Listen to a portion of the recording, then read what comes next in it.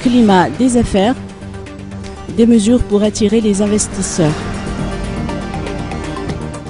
Au mois de novembre dernier, au cours d'une restitution des résultats d'études sur le climat des affaires qui s'est tenue au bureau de la Banque mondiale à Nous, Antina Ravalmand, DG de l'Economic Development Board of Madagascar, a mis l'accent sur la nécessité d'une réforme de la loi sur les investissements.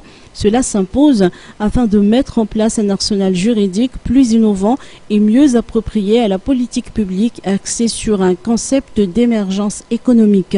Selon Eneida Fernandez, spécialiste principal du développement du secteur privé à la Banque mondiale, Madagascar, il importe d'instaurer des garanties plus efficaces et d'améliorer le mécanisme de règlement des différends, entre autres.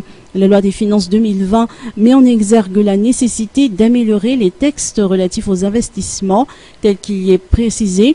Cette opération permettra de faciliter l'implantation des entreprises, de protéger les produits locaux, d'amoindrir les frais administratifs des entreprises et aussi de réduire les prix des produits et constituera une condition obligatoire pour la bonne assise de l'environnement des affaires dans le pays. Il s'agit ainsi de procéder à l'amélioration des normes régissant le secteur industriel et les investissements directs étrangers, à l'élaboration d'un code des investissements mettant en synergie les choix d'investissement avec l'intérêt de la population.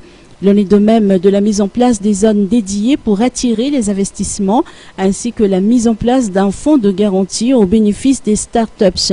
D'autres mesures seront prises selon la loi des finances 2020. Le dialogue et les échanges entre le secteur public et le secteur privé seront facilités au niveau des régions afin d'identifier les mesures pour promouvoir et développer les investissements dans des collectivités territoriales décentralisées.